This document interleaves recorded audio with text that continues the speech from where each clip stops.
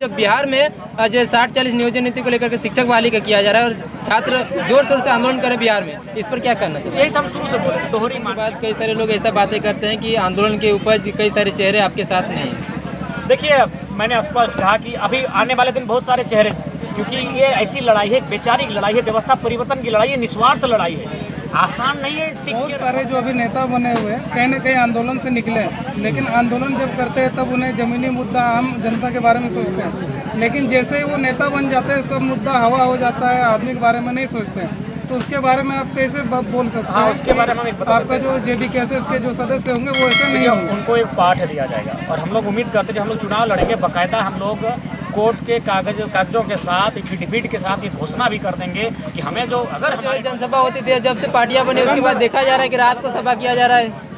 देखिए, चूँकि हम लोग के पास साधन संसाधन कम है, हमारे पास राजनीतिक अनुभव कम है, उस हिसाब से हमारे पास समय भी कम है। क्योंकि आज जो भी राजनीतिक पार्टियां जिनसे हमारा मुकाबला होगा वो कोई 1980 की है, कोई 70 की है, कोई 85 की है, तो कोई उससे भी वर्षों पुरानी है। तो उनके पास अनुभव है, उनके पास प्लानिंग है, उनके पास रोड मैप है, रूट मैप है। लेकिन हमारे पास क्या है, एक नौसिखियों की खोज है जिनमें जोश है, जिनमें लड़ने का जज्बा है। तो इसलिए हमें लगता है कि समय काफ़ी कम है, इसलिए अब हम लोग दिन के साथ साथ रात हो या आधी रात क्यों ना हो, तो ये तो फिर आपका 7-8 बजे होगा, हम 2 बजे रात तक अभी सभाएं करते हैं, 2 बजे रात तक जन जागरूकता करते हैं। ये तो हमारे पास समय कम है, इसलिए इस तैयारी के साथ हम आगे बढ़ते हैं। झारखंड में नियोजन नीति 60-40 का जब छात्र विरोध करते हैं तो कई सारे ऐसे चेहरे हैं, चाहे अन्य राज्यों के लोग हैं, उनका विरोध करते हैं कि बोलते हैं जो छात्र जो आंदोलन कर रहे हैं वो सही नहीं कर रहे हैं। लेकिन अब जब बिहार में जो 60-40 नियोजन नीति को लेकर के शिक्षक बहाली का किया जा रहा है और छात्र जोर शोर से आंदोलन करें बिहार में, इस पर क्या करना चाहिए? यही तो हम शुरू से बोले, दोहरी मानसिकता है। पूरे देश में झारखंड को एक अलग दृष्टि से देखा जाता है, चारागाह की दृष्टि से देखा जाता है कि यहाँ के जो आइडेंटिटी है, भाषा, संस्कृति, परंपराएं हैं, उनको जिस प्रकार जितना जल्दी उसे खत्म किया जाए ताकि एक उपनिवेश यहाँ स्थापित किया जाए, पूरा स्थापित किया जाए। यहाँ आंतरिक रूप से झारखंड के लोग उपनिवेशक गुलाम बन चुके हैं, भीतर ही भीतर झारखंडी लोग बड़े पैमाने पर उपनिवेशक के गुलाम बन चुके हैं। तो इसीलिए हम भी खुले मंच पर कहते हैं कि बिहार बिहारियों का है, बिल्कुल होना चाहिए, इसीलिए वो राज्य बना है, उन भाइयों का वहाँ सम्मान मिलना चाहिए, उड़ीसा का उड़ीसा में मिलना चाहिए और बंगाली बंधुओं को पश्चिम बंगाल में मिलना चाहिए। तो ठीक उसी प्रकार झारखंड वासियों का है। इस बात के लिए भी हम लोग लगातार आवाज़ उठा रहे हैं और ये नीति बननी ही चाहिए, जितना जल्दी बनेगी उतना बेहतर है। नहीं तो फिर आने वाले 20-50 सालों में बहुत सारे लोगों का जो समूह है वो समूल नाश हो जाएगा। इसलिए नाश हो जाएगा क्योंकि अन्य राज्यों के लोग यहाँ स्थापित होंगे, अपनी भाषा संस्कृति को स्थापित करेंगे, अपने लोगों को स्थापित करेंगे, अपना नेतृत्व को यहाँ से स्थापित करेंगे, तो हम तो वहाँ शून्य हो जाएंगे। और जहाँ शून्य हो जाएंगे तो शून्य का मतलब होता है शमशान, यानी जब आप शून्य हो जाता है उसका स्थान शमशान होता है और शमशान बने मृत्यु सैया। तो ठीक उसी प्रकार हमारे मैक्सिमम लोग मृत्यु सैया में आ जाएंगे यदि राज्य के हितार्थ के लिए नीति नहीं बनती है। अभी बाघमारा का उदाहरण लीजिए, ये खेत खलियान हमारे, कोयला के खदान हमारे, लेकिन कितने करोड़पति अरबपति हमारे क्या बने? नहीं बने, यानी हम शून्य हो गए। तो इसीलिए आज राज्य को नीति नियम की जरूरत है और जितना जल्दी हो सके बेहतर नीति अगर निर्धारण नहीं होता है तो मुझे लगता है जिस प्रकार 1950 से 2020-23 आते आते हम खो चुके हैं, 2050 जाते जाते बहुत सारी चीज़ें हम लोग खो चुके हैं। और ये तकलीफ इस बात होगा कि लोकतांत्रिक देश में लोकतंत्र के रहते, भारतीय संविधान के रहते झारखंड के लोगों का नाश हो चुका है। 24 की तैयारी का बात करते हैं और जो 24 में बदलाव की बात करते हैं, लेकिन अभी तक जो है JDKSS में सिर्फ केंद्रीय अध्यक्ष ही बन पाया, ना अभी कोर कमेटी बनी है, ना जिला का जो है कमेटी बना है। बनी है, आपका सवाल ठीक है, कमेटी बनी है, हम लोग समय का इंतजार कर रहे हैं। एक बड़े मंच के साथ उसकी घोषणा की जाएगी, मीडिया बंधुओं के सामने की जाएगी, जनता जनार्दन के सामने की जाएगी।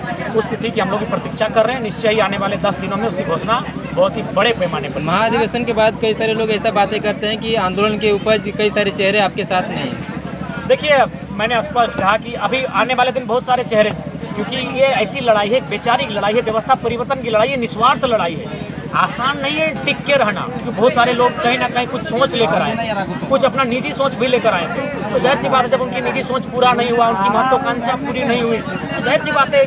लेकिन हम तो स्पष्ट बोले, हम लोग परिवर्तन के लिए हैं, हम लोग संघर्ष के लिए हैं, हम लोग स्वयं को गलाएंगे, तपाएंगे, खपाएंगे। तो इसलिए निश्चय ही आने वाले दिन भी ऐसा दिखने को मिलेगा। लेकिन अंत में कहता है ना कि निकलना अकेले पड़ता है, कारवां बन जाता है। और हम लोग तो नियम है सूप की तरह छानना, तो अपने आप छटनी होगा, अपने आप छानना, उसको छानने का प्रक्रिया होगा। और कुल मिलाकर जो एकदम निष्ठावान होकर आए हैं वो टिक के रह जाएगा। एक सवाल है, आप जो बोल रहे हैं बहुत सारे जो अभी नेता बने हुए हैं कहीं न कहीं आंदोलन से निकले हैं, लेकिन आंदोलन जब करते हैं तब उन्हें ज़मीनी मुद्दा आम जनता के बारे में सोचते हैं, लेकिन जैसे ही वो नेता बन जाते हैं सब मुद्दा हवा हो जाता है, आदमी के बारे में नहीं सोचते हैं। तो उसके बारे में आप कैसे बोल सकते हैं? हाँ, उसके बारे में हम एक बता आपका जो जेबी केसेस के जो सदस्य होंगे वो ऐसे नहीं होंगे। उनको एक पाठ दिया जाएगा और हम लोग उम्मीद करते हैं जब हम लोग चुनाव लड़ेंगे बाकायदा हम लोग कोर्ट के कागजों के साथ एफिडेविट के साथ ये घोषणा भी कर देंगे कि हमें जो अगर हमारे नौजवान अगर हम ये नहीं कर हम जीत ही जाएंगे, यदि जीतने में सक्षम होते हैं तो अपने हिस्से का 25%, 30%, 33% रखेंगे, बाकी जो हिस्सा होगा उसको भी शिक्षा, स्वास्थ्य, अन्य मुद्दों के लिए हम लोग खर्च कर देंगे। ये हम लोग कोर्ट एफिडेविट के साथ बाकायदा जारी करने वाले हैं। तो हम लोग एक नया पैटर्न की तैयारी कर रहे हैं, थोड़ा समय लगेगा क्योंकि हम लोग नए हैं, हमें सीख रहे हैं, चीज़ों को सीखते हुए हम लोग आगे बढ़ रहे हैं। और सबसे बड़ी बात जो सबसे महत्वपूर्ण कारण है निजी संपत्ति, अभी बाघमारा की बात करें या फिर जो भी तमाम हमारे विधायक इस क्षेत्र के हैं, जिस दल के हैं, जिस उनका क्या है कि वो निजी संपत्ति बहुत ज़्यादा जमा कर लेते हैं। जब निजी संपत्ति जमा करते जाहिर सी बात है उनसे गैरकानूनी काम हो जाता है, जाने अनजाने में या जानकर।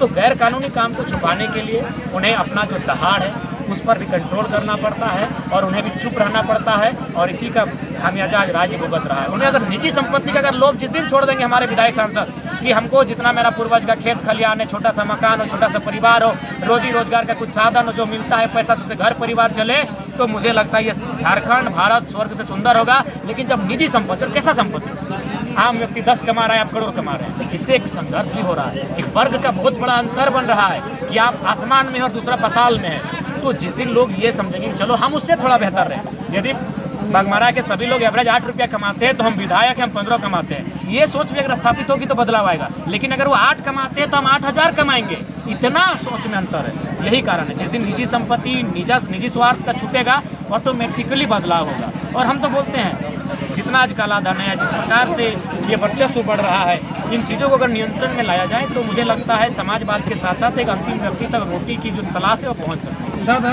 जब से आप राजनीतिक पार्टी की घोषणा की है, आपके विरोध में बहुत सारे आ चुके हैं और बोल रहे हैं कि जयराम महतो सीएम के लिए क्यों लड़ रहे हैं, डायरेक्ट पीएम के लिए लड़े, उनको आप क्या जवाब देना चाहेंगे? देखिए, सबसे पहली बात है, हम लोग किसने कहा कि जयराम महतो सीएम कैंडिडेट? क्या मैंने किसी मन से घोषणा किया है? मैंने अपनी जुबान से कहा है। हम लोग व्यवस्था परिवर्तन की बात करते हैं, एक विचारधारा की बात करते हैं जो राज्य में स्थापित होनी चाहिए। वो कोई भी रहेगा, चेहरा किसी का होगा, विचारधारा एक समानता की होगी, विचारधारा जल जमीन जंगल की होगी। तो हम लोग विचारधारा को स्थापित करना चाहते हैं, किसी शख्स को सीएम की कुर्सी पर स्थापित करने के लिए हम लोग आंदोलन नहीं कर रहे हैं। तो हमने कभी बाकायदा मौखिक रूप से व्यवस्था परिवर्तन और समानता की बात करते हैं तो कुछ लोगों का ये भी शिकायत है कि आप किसी जाति विशेष को लेकर के चल रहे हैं, इसमें क्या कहना चाहेंगे? मैं अभी चूंकि बाकायदा सभी मीडिया बंधु उपस्थित है और मैं तो चाहूँगा, अभी भी बहुत सारे लोग नहीं गए हैं, बाकायदा आप उनसे उनकी जाति ही यहीं पूछ लीजिए। इसी मंच में जहाँ मुझे लगता है 50 लोग उपस्थित है, उनकी संख्या पूछ लीजिए। मुझे लगता है अभी देखिए रवानी भैया यहीं बैठे थे, अंसारी भैया बगल में बैठे हैं, तो बाकायदा उन चीज़ों को खोजना होगा।